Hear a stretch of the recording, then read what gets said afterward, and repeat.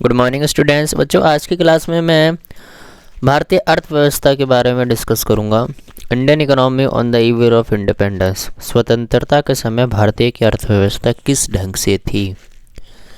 उस दौरान कृषि की जो हमारी इकोनॉमी है उसकी स्थिति कंडीशंस क्या थी? तो ब्रिटिश शासन के अंतर्गत भारतीय अर्थव्यवस्था का औपनिवेशिक शोषण कैसे हुआ? उस समय ब्रिटिश शासन था। तो ब्रिटिश शासन के समय हमारी जो इकोनॉमी है वो किस किस शोषण से होकर गुजर रही थी? तो ब्रिटिश शासन के अंतर्गत भारतीय अर्थव्यवस्था औपनिवेशिक शोषण का शिकार हुई। शोषण किया जाता था उन पे। इसका अर्थ यह है कि नहीं कि ब्रिटिश सरकार द्वारा अर्थव्यवस्था के सभी क्षेत्रों का लक्ष्यबद्ध शोषण किया गया। ये कैसे हुआ? कृषि क्षेत्र का औपनिवेशिक शोषण कैसे? Colonial exploitation of agriculture sector. Agriculture sector पर मतलब उन्होंने इतना एक्सप्लोइटेशन किया, इतना शोषण किया कि आज भी हमारे कृषि क्षेत्र की कंडीशन जो है ठीक नहीं है। इकोनॉमी आज भी ठीक नहीं है।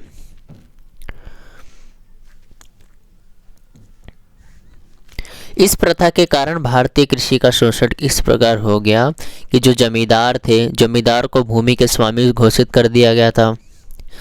इनको भू राजस्व के रूप में सरकार को एक पूर्व निर्धारित राशि देनी होती थी, चुकाना पड़ता था। भूमि को जोतने वाले जो वास्तविक किसान होते थे उसके पास अपनी जीविका अर्जित करने के लिए बहुत ही कम और जिसे हम कह सकते हैं 1/4 आय थी। उनके पास कृषि के निवेश के लिए कोई अभिवृद्धि यानी सरप्लस जो बचता ही नहीं था। अपना ही पैसा नहीं निकल पाता तो सरप्लस कैसे निकालें? आज भी किसानों की कंडीशन कुछ ऐसी है, साल भर खेती करो, जब उसको बेचने का समय आता है तो उन्हें उस कीमत पे नहीं मिल पाता जो कीमत उन्हें चाहिए होती है। घाटे में जाता है किसान। दूसरी ओर जमींदार अपने राजस्व आय जीवन की विलासिता की वस्तुएं पर खर्च कर देते हैं। औद्योगिक क्षेत्र का औपनिवेशिक शोषण। अब कैसे शोषण होता था औद्योगिक क्षेत्र? ब्रिटिश शासन से पहले भारत में औद्योगिक क्षेत्र अपने हस्तशिल्पी उद्योग सेक्टर जो होते थे के लिए अच्छी तरह से माना जाता था। भारत का हस्तशिल्प उद्योग श्रमिकों द्वारा हाथों से निर्मित कार्य अपनी विविधता की गुणवत्ता के लिए पूरे विश्व में प्रसिद्ध था। भारत के हस्तशिल्प उद्योग की विदेशी मांग उनके निर्यात पर भारी शुल्क के माध्यम से नष्ट हो गई थी।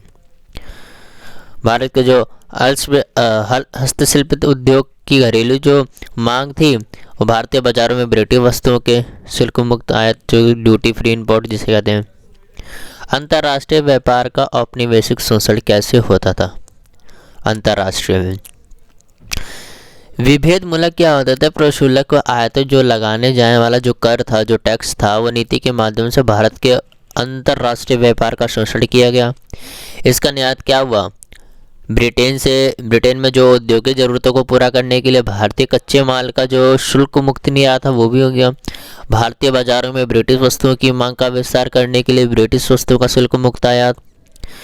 तो कुछ कंडीशन इस प्रकार थी कि उनसे क्या कर रहे थे? वसूला जाता था, शोषण होता था उनका। 9th पॉइंट अब हमारा आता है अर्थ समिति अर्थव्यवस्था थी। स्वतंत्रता प्राप्ति के समय भारतीय अर्थव्यवस्था ना तो पूर्ण रूप से समिति थी और ना ही पूंजीवादी अर्थव्यवस्था थी। यह एक मिश्रित अर्थव्यवस्था थी या अर्ध सामंती अर्थव्यवस्था थी।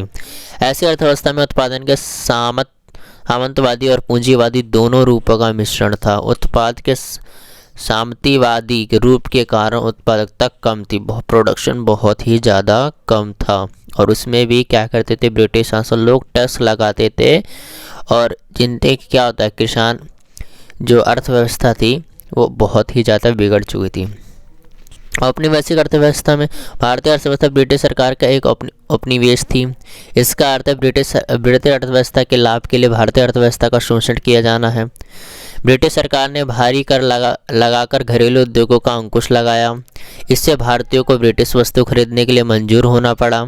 भारतीय अर्थव्यवस्था का ब्रिटिश उद्योग के लिए कच्चे माल के स्रोत के रूप में प्रयोग किया गया था। कच्चे माल का जो निर्यात लगभग शुल्क मुक्त जिसे बोलते हैं ड्यूटी फ्री था। इस प्रकार ब्रिटिश लोगों के विकास के लिए भारत के प्राकृतिक संसाधनों को समाप्त कर दिया गया। भारतीय कारीगरों पर अत्याचार किए गए ताकि वे अपने कुटीर उद्योगों को बंद करने के लिए मजबूर हो जाएं। ठीक है। अब स्वतंत्रता के समय कृषि क्षेत्र कैसा था? Agriculture sector on the eve of independence. First point, निम्न उत्पादकता एवं उत्पादकता। इसमें क्या होता है, पैदावार से, जबकि उत्पादकता तात्पर्य वर्ती कि हेक्टेयर भूमि के उत्पाद से है। स्वतंत्रता प्राप्ति के समय उत्पाद और उत्पादकता, प्रोडक्ट और प्रोडक्शन बहुत ही कम थे। अब 1947 की अगर मैं बात करूं तो आप इस टेबल में देख सकते हैं कि गेहूं 1947 में 660 किलोग्राम प्रति हेक्टेयर था। उसी 2018-19 में बढ़ करके 3408 हेक्टेयर हुआ। ये तो उत्पाद प्रोडक्शन हुआ। प्रोडक्ट जो थे वो 64 लाख टन में था और 18-19 में 900 बढ़ करके 991 हुआ। चावल जो है वो 665, उसी 2018-19 में 2665 हुआ। उत्पादन जो हुआ हमारा वो 220 और 1156। तो अनिश्चितता की अधिक मात्रा, हाई डिग्री ऑफ अनसर्टेनिटी, कृषि में अधिक मात्रा में अनिश्चितता कृषि क्षेत्र के संदर्भ में पाई जाती थी क्योंकि इसकी वर्षों में निर्भरता बहुत ही ज़्यादा अधिक थी। थर्ड पॉइंट आता है हमारा निर्वाह खेती का प्रभाव। कृषि को अधिकतर निर्वाह के साधन के रूप में लिया है। निर्वाह खेती का वह रूप है जिसमें फसलों का उत्पादन परिवार की मूल आवश्यकताओं को पूरा करने के लिए किया जाता है। इसमें बाजार में बिक्री के लिए न्यूनतम अधिशेष बचता है।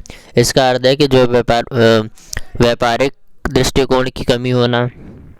फोर्थ पॉइंट आता है हमारा भूमि के स्वामी तथा उसे जोतने वाले किसान के बीच क्या गल्फ हुआ।